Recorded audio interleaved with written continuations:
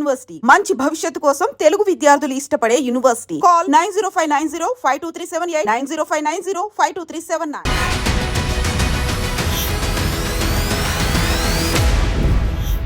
SLBC project మొదలైన దగ్గర నుంచి అవాంతరాలు అడ్డంకులతో స్టార్ట్ అయిపోయింది ఈ ప్రాజెక్ట్. సడన్గా ఒక అడుగు ముందుకు పడుతుంది అనుకున్న తరుణంలో ఎస్ఎల్బిసిలో అతిపెద్ద ప్రమాదం జరిగింది.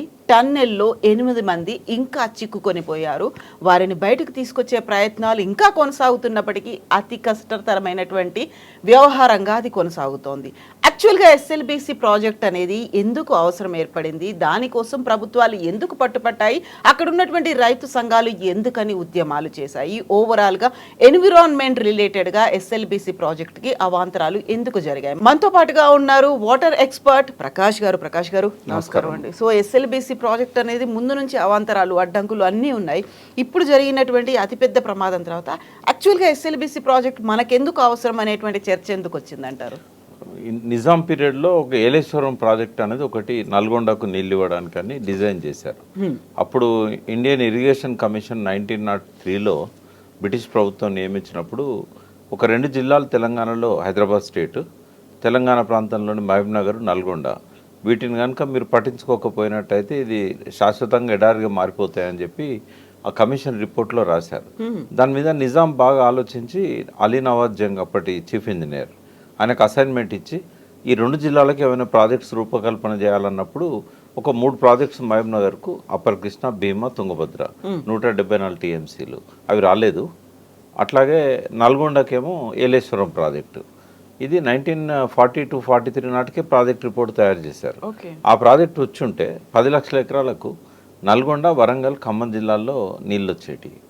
అయితే ఆ ప్రాజెక్ట్ రిపోర్ట్ చూశాక ఆంధ్ర ప్రాంతం వాళ్ళు మద్రాస్ స్టేట్లో ఉన్నారు. అప్పుడు వాళ్ళు ఏం చేశారంటే, ఎట్లాగో మీరు ప్రాజెక్ట్ కడతామంటున్నారు, మేము కూడా పొత్తు కలుస్తాము, మా గ్రావిటీతో మాకు కూడా కెనాల్స్ వస్తాయి అంత హైట్ నుంచి, కాబట్టి మనం కలిసి కట్టుకుందామని నిజాంను ముందు పోనీయలే. ఒకవేళ పోనిచ్చుంటే తుంగభద్ర ప్రాజెక్ట్ ఎప్పుడైతే అయిందో ఈ ప్రాజెక్ట్ కూడా అప్పుడే అయ్యేది.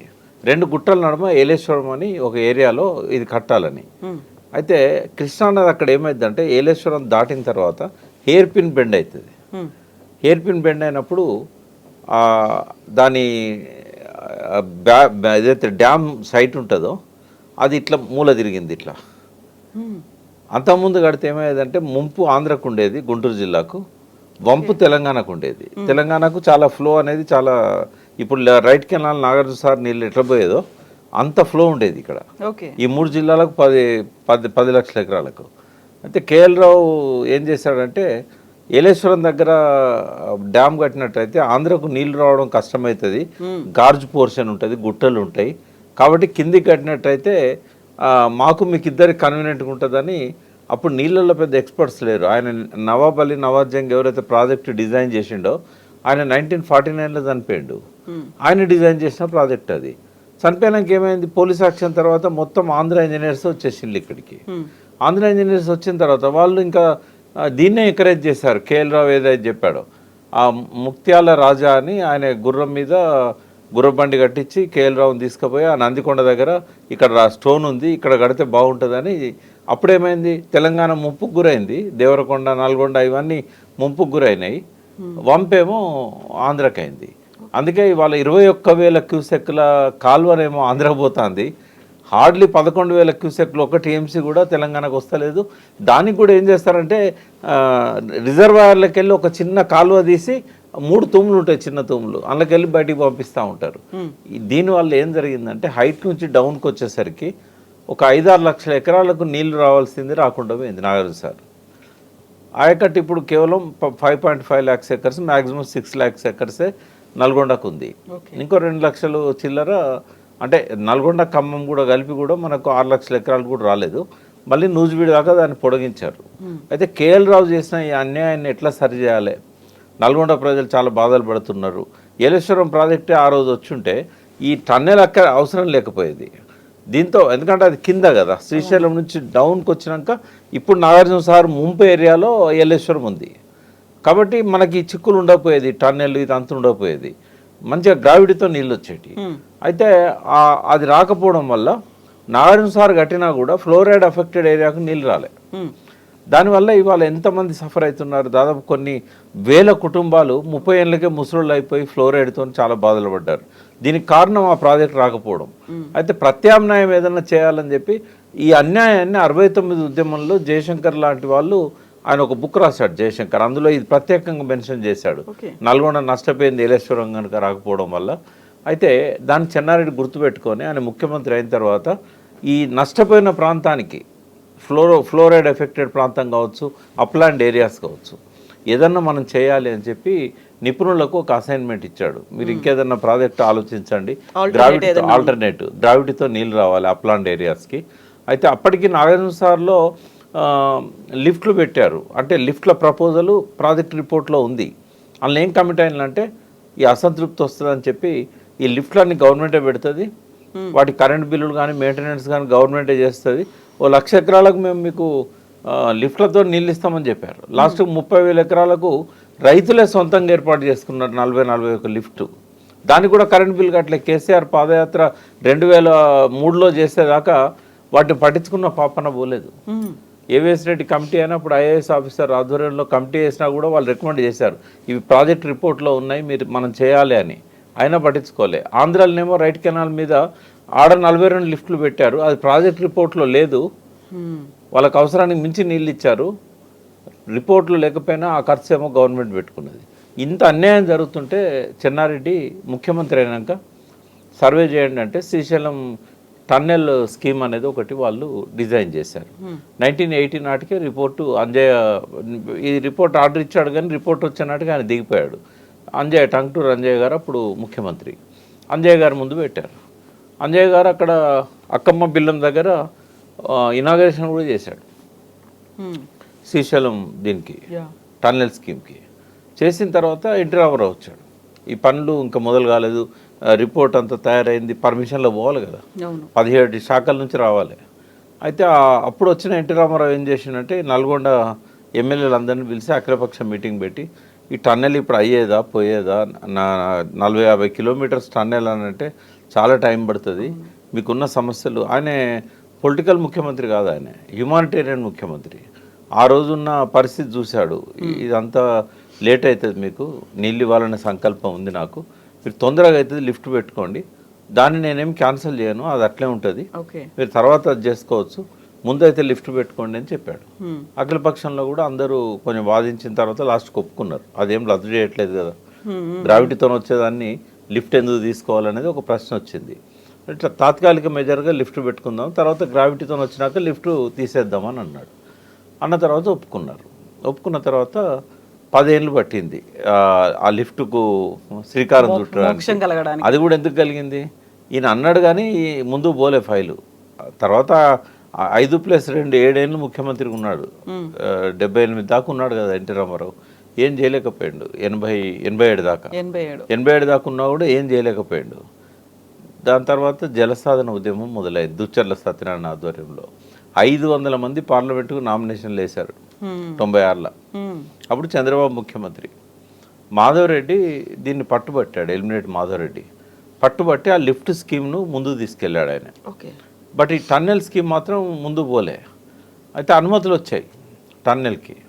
టన్నెల్స్ 2 రకాలు ఉంటాయి, ఇప్పుడు అందులోనే ఉన్నాయి 2 రకాల టన్నెల్స్.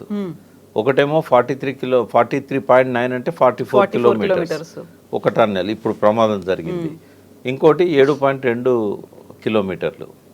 ఈ రెండింటి మధ్యలో డిండి వాగు ఉంటుంది, దాని మీద ఒక రిజర్వాయర్ ఉంటుంది, మిడ్ డిండి రిజర్వాయర్ అని చెప్పి అది ఒక బ్యాలెన్సింగ్ రిజర్వాయర్.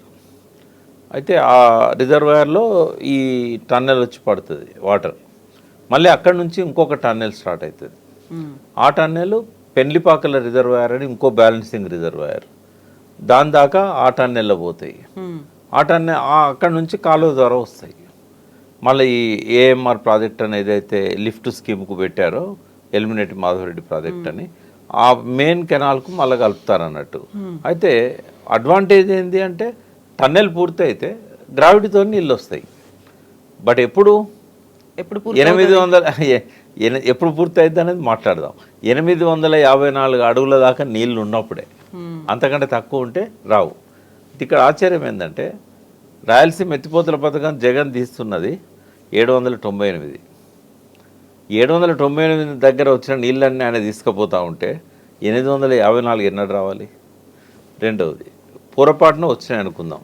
802 దగ్గర ముచ్చుమర్రి అని చెప్పి అక్కడ నుంచి అందిరేణి ద్వారా మళ్ళీ పెన్నా నది బేసిన్ ఇంకో ప్రాజెక్టు, కేసీ కెనాల్ కూడా వాళ్ళు పెట్టారు. ఇటు కేసీ కెనాల్కు అటు అందిరేణి వాకు, అక్కడ అదొక ఆటంకం. కైలాసంలో నిచ్చెనెక్కుతూ ఉంటే పాములు మింగుతూ ఉంటాయి కదా, ఆ నీళ్ళు లెవెల్ పెరుగుతున్న కొద్దీ ఇవి తీసుకుపోతూ ఉంటాయి. లాస్ట్కి 841 వచ్చేసరికి పోతిరెడ్డిపాడు ఎంత పెద్దదంటే రోజుకి 5-6 టీఎంసీలు తీసుకుపోవచ్చు.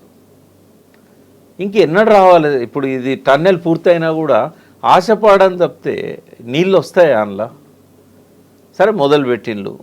కేసీఆర్ గారు పవర్ ప్లాంట్ ప్రజెంట్ చేసినప్పుడు అసెంబ్లీలో చెప్పిండు, ఇదో అంటే ఆయన చెత్త అనలేదు కానీ ఇదో దిక్కుమాలిన ప్రాజెక్ట్ అనే పద్ధతిలో మాట్లాడాడు ఆయన. ఎందుకంటే ఇప్పుడు మొదలు పెట్టిండు, మేము ఆపలేము, అది ముందుకు పోదు వెనుక పోదు, అలా అన్ని సమస్యలు అందులో ఉన్నాయి. టన్నెల్ ఇప్పుడు ఏదైతే 7.2 కిలోమీటర్లది ఎప్పుడో పూర్తి చేశారు. ఎందుకు అంటే అది మాన్యువల్గా చేసుకుంటే వెళ్ళిపోతారు. డ్రిల్ బ్లాస్ట్ ఇంత హెవీ మెషిన్స్ అవసరం లేదు దానికి. ఎందుకు అవసరం లేదంటే అది ప్లేన్ ఏరియాలో ఉంది, టైగర్ రిజర్వ్లో లేదు అది. కాబట్టి 2-3 కిలోమీటర్లకు ఒకడ ఆడిట్ అని తవ్వి ఆ రాళ్లను మట్టిని అంతా సొరంగం తవ్వేటప్పుడు ఏదైతే అంత మట్టి రాళ్ళు పడతాయి కదా, అదంతా ఎత్తిపోసుకోవడానికి ఆడిట్ ఉంటుంది అన్నట్టు, బయటికి తీసుకుపోవడానికి. బట్ ఇది 44 కిలోమీటర్లు ఎక్కడ కూడా ఆడిట్ ఉండదు. ఎందుకు ఉండదు అంటే ఒక 400 మీటర్లకు దిగువన ఉంది, అంటే ఆల్మోస్ట్ ఒక 1/2 కిలోమీటర్ దిగువన ఉంటుంది సర్ఫేస్కి. 1/2 కిలోమీటర్ ఉన్నా ఆడిట్ తీసుకోవచ్చు. కానీ ఏమవుతుంది, టైగర్ రిజర్వ్ కాబట్టి వాళ్ళు ఇవ్వరు. ఇట్లా ఈ 43 కిలోమీటర్లు 44 కిలోమీటర్లు ఏ పక్క నుంచి ఎంటర్ అవుతామో మళ్ళీ ఆ పక్క నుంచే వెళ్ళిపోవాలి. రేపు మొత్తం టన్నెల్ త్రూ అయిందంటే ఈ కొనకు ఎంటర్ అయితే ఆ కొన దాకా పోతుంది. అయితే వీళ్ళు ఏం చేశారు, 2 టన్నెల్ బోర్ మిషన్స్ పెట్టారు. టన్నెల్ బోర్ మిషన్స్ అనేటివి 2200 సంవత్సరాల కిందనే ఇన్వెంట్ చేశారు ఫారినర్స్. సో అక్కడ అమెరికాలో కానీ జర్మనీలో కానీ ఇవన్నీ టెక్నాలజీ వాడుతున్నారు. లండన్లో కూడా థేమ్స్ నది కింద 1825లో ఒక టన్నెల్ తీశారు. అయితే అక్కడ రైల్వే మార్గాల కోసం, లండన్లో రైల్వే మార్గాల కోసం, వీటన్నిటి కోసం టన్నెల్ సిస్టమ్, టన్నెల్ బోరింగ్ మిషన్లతోనే ఆ రోజుల్లోనే స్టార్ట్ అయింది. అయితే ఇది ఏజ్ ఓల్డ్ టెక్నాలజీ కదా, ఇది తెప్పిస్తే మనకు ఇబ్బంది ఏముండదు అని చెప్పేసి 44 కిలోమీటర్ల టన్నెల్ ఇరిగేషన్ కోసం వాడడం అనేది వరల్డ్ రికార్డ్ ముందు ఎక్కడ లేదు. ఇప్పుడు ఈవెన్ కాళేశ్వరంలో కూడా 203 కిలోమీటర్ల టన్నెల్స్ తీశారు. కానీ లెంత్ ఎంత అంటే లాంగెస్ట్ టన్నెల్ లెంత్ 17 కిలోమీటర్లే. కాబట్టి ఇంతకుముందు అనుభవం లేదు, ఫస్ట్ టైం, వరల్డ్నే ఫస్ట్ టైం. రోడ్ల టన్నెల్స్ ఉన్నాయి కొన్ని, రైల్వే మార్గాలకు టన్నెల్స్ ఉన్నాయి. ఢిల్లీ పోయేటప్పుడు మనం నాగపూర్ దాటిన తర్వాత కూడా మనకు టన్నెల్స్ కనబడతాయి. ఆ టన్నెల్ ఎంత 1 కిలోమీటర్ 1/2 కిలోమీటర్ తప్ప కిలోమీటర్ల కొద్ది లేదు. రోడ్ టన్నెల్ నేషనల్ హైవేస్లో కూడా టన్నెల్స్ ఉన్నాయి. లాంగెస్ట్ టన్నెల్ అటల్ టన్నెల్ మొన్న మోడీ గారు 3 కిలోమీటర్లు, అది హిమాచల్ ప్రదేశ్, అది భారతదేశంలో లాంగెస్ట్ టన్నెల్ అది. కాబట్టి 44 కిలోమీటర్ల టన్నెల్ ఎట్లా అనుకున్నాడో రాజశేఖర్ రెడ్డి ఏందో, అది మొత్తానికి ఏంటంటే జయప్రకాష్ అసోసియేట్స్ అని ఒక రెప్యూటెడ్ ఆర్గనైజేషన్, అది వాళ్ళు చాలా పనులు చేశారు. సర్దార్ సరోవర్, బాక్రానంగల్ లాంటి వాటిలలో పనులు చేసిన వాళ్ళు. సో వాళ్ళకి అవార్డు వచ్చింది. 1925 కోట్లతోని ఈ టన్నెల్ 44 కిలోమీటర్లు వాళ్ళకి ఇచ్చారు. ఇచ్చిన తర్వాత ఆరంభంలోనే కష్టాలు స్టార్ట్ అయినాయి. ఇట్లా ఇటుపక్క ఒకటి అటుపక్క ఒకటి 2 వైపుల నుంచి మొదలు పెట్టారు. ఇటు పోయింది మధ్యలో పోతుంది, అటు నుంచి వచ్చేది కూడా మధ్యలోకి వస్తుంది. పోయినాక ఏమైంది, బిగినింగ్లోనే స్టక్అప్ అయిపోయింది. మళ్ళీ దాన్ని అంతా వెనుకో తీసుకొచ్చి బేరింగులు అవి ఇవన్నీ పోతే అవి మళ్ళీ అమెరికా నుంచి బేరింగులు తీసుకురావాలి. అది టైం టేకింగ్ ప్రాసెస్ కూడా. రాబిన్సన్ కంపెనీ అని అమెరికాలో చాలా ఏళ్ళ నుంచి అది ఈ టన్నెల్ బోర్ మిషన్స్ తయారు చేసే కంపెనీ. లండన్ కూడా అదే కంపెనీ సప్లై చేశారు. సో ఆ కంపెనీ వాళ్ళ దగ్గర బుక్ చేశారు. సో వాడు వచ్చి మళ్ళీ కస్టమ్స్ దగ్గర నెలల కొద్ది పడి ఉన్నాయి అవి. ఎందుకంటే వీటన్నిటి మీద కస్టమ్స్ డ్యూటీ చాలా ఎక్కువ ఉంటుంది. ఆ డబ్బులు కట్టలేక ఇక్కడ నుంచి అవి నెలల కొద్దీ ఆడ బాంబే పోర్ట్లో పడిపోయినాయి అన్ని. ఇట్లా మొత్తానికి ఏంటంటే మళ్ళీ దాన్ని రీఫిక్స్ చేశారు, మళ్ళీ స్టార్ట్ చేశారు. 2014 నాటి వరకు ఒక 22 కిలోమీటర్ల టన్నెల్ తీయగలిగారు. రోజుకి ఎంత 1 మీటర్ 2 మీటర్లు కూడా పోదు, అది 1 మీటర్ పోతే ఎక్కువ ఒక రోజు. అయితే దాని పని ఏముంటుందంటే హార్డ్ రాకుంటేనేమో పలగొట్టుకుంటే వెళ్ళిపోతుంది, కానీ లూజ్ సాయిల్ ఉన్న కాడ, సీపేజ్ ఉన్న కాడ అవును ఇవన్నీ సిమెంట్ బ్లాక్స్ తీసుకుపోయి ఫిక్స్ చేస్తారు. మళ్ళీ ప్రొటెక్టింగ్ వాల్ లాగా కూడా కట్టుకోవాలి. Pre fabricated. ఒకటి లోపల గ్రౌటింగ్ చేయాలి, ఎంతవరకు అయితే ఆ లీకేజ్ వస్తున్నదో సిమెంట్ గ్రౌటింగ్ చేయాలి, అది రాకుండా హోల్ను మూసేయాలి. తర్వాత అది క్యూరింగ్ అయిన తర్వాత మళ్ళీ కెమికల్ గ్రౌటింగ్ లాంటివి చేసి ఆ తర్వాత ఈ ప్లేట్లను ఫిక్స్ చేయాలి. అట్లా చేస్తేనే ఉంటుంది అది, లేకపోతే ఉండదు.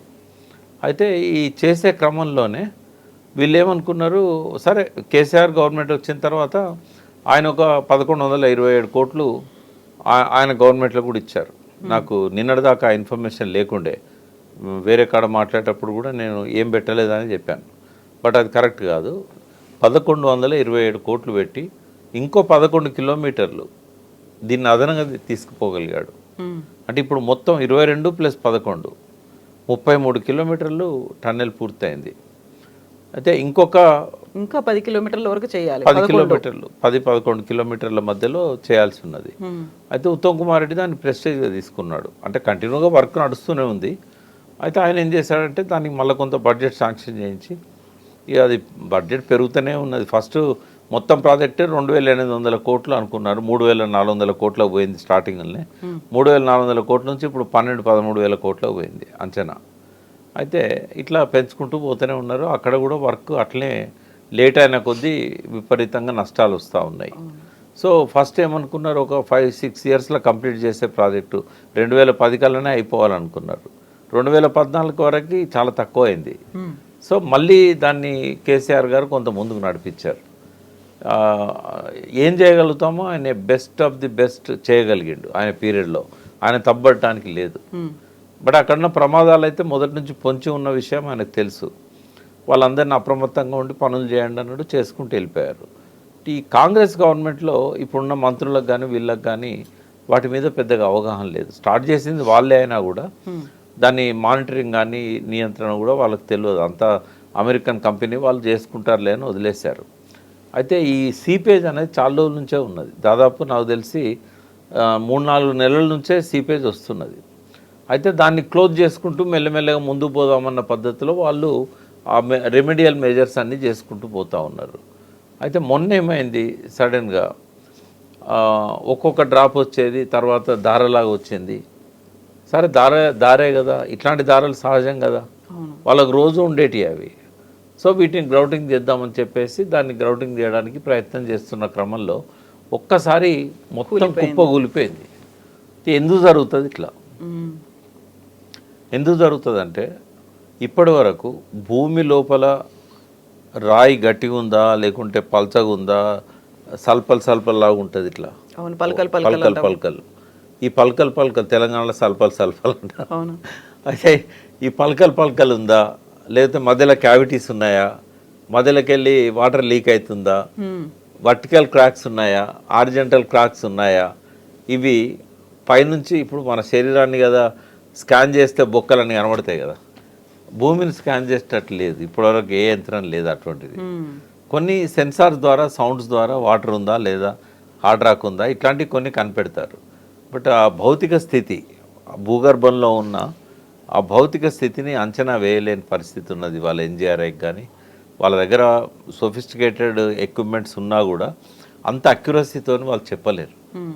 సేమ్ నేను ఇక్కడ మేడిగడ్డను కూడా తీసుకొస్తాను. మేడిగడ్డ పియర్స్ అడుగున ఏ రకంగా ప్రమాదం జరిగిందో అక్కడనేమో అడుగున జరిగింది, ఇక్కడనేమో పైన జరిగింది.